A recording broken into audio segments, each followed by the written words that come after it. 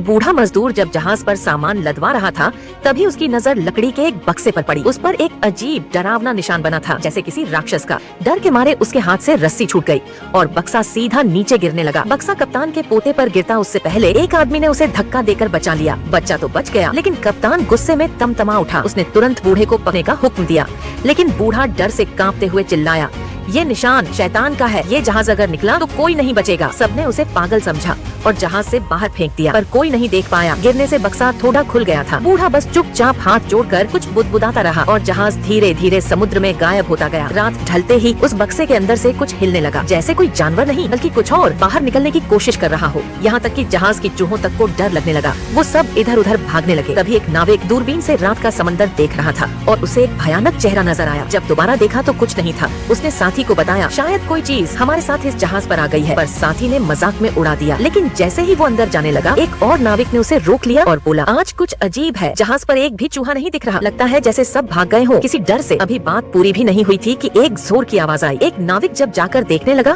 तो देखा बक्से की छत में बड़ा सा छेद हो गया है और तभी अंधेरे में से एक इंसान जैसा कुछ घसीटता हुआ बाहर आया। नाविक ने तुरंत चाकू निकाला, लेकिन जब तक वो कुछ समझ पाता वो चीज उस पर झपट पड़ी और उसकी गर्दन चीर दी। वो उसका खून ऐसे पीने लगी जैसे सदियों की भूख हो। शोर सुनकर छोटा नाविक काला दौड़ता हुआ आया, लेकिन वहाँ कोई नहीं था, सिर्फ टूटा हुआ ढक्कन और एक गिरी हुई चाकू। उसे कुछ समझ नहीं आया। वो दौड़ते हुए सबको बुलाने गया, पर किसी को क्या पता था असली बुराई तो अब शुरू होने वाली थी। और अगली सुबह पूरा जहाज ढूंढा गया, लेकिन रात की उस दहशत का कोई नामो निशान नहीं मिला।